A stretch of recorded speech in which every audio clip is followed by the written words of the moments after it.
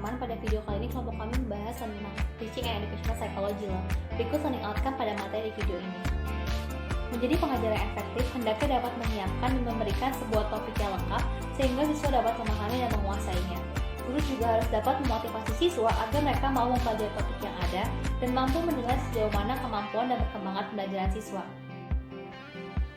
Selain mengajar, seorang guru juga akan belajar untuk mengikuti tren perkembangan, memahami perbedaan individu dan kelompok, serta menerapkan praktik kelas yang efektif dan efisien.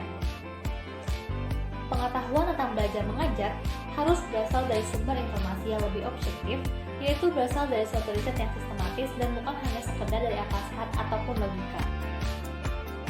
Menjadi guru yang profesional harus dapat memilih di antara banyaknya strategi yang berguna untuk menggunakan siswa dalam pembelajaran atau menjadi guru yang kreatif dan inovatif.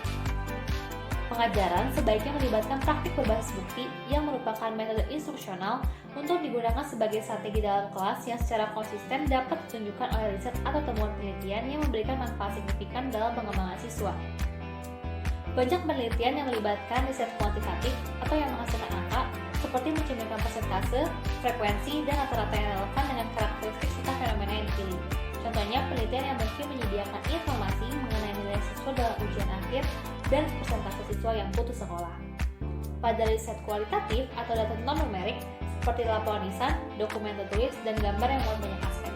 Contohnya seperti pada video.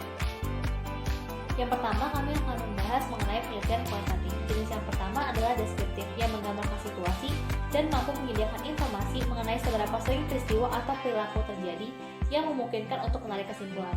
Yang kedua adalah korelasi, untuk melihat hubungan yang terjadi di antara dua atau lebih variabel yang dapat dikatakan korelasi positif atau korelasi negatif. Keterbatasan pada penelitian ini adalah tidak menunjukkan penyebab atau alasan dari hal tersebut ataupun faktor lain yang mungkin belum dipikirkan.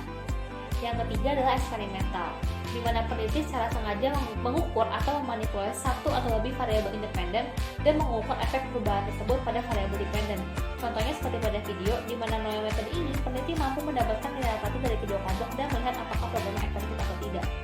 Dan yang terakhir adalah kuasi eksperimental, yang tidak memiliki kontrol sesempurna penelitian eksperimental, karena dalam beberapa kondisi terdapat variabel yang tidak bisa dikontrol. Dan yang terakhir adalah penelitian kualitatif yang menggambarkan sifat manusia yang rumit, terutama dalam tatanan sosial dan kehidupan sehari-hari. Penelitian kualitatif menggambarkan keadaan sekarang ini sehingga sebaiknya tidak menarik kesimpulan secara langsung mengenai hubungan atau sebab akibat. Subtopik berikutnya akan kami bahas.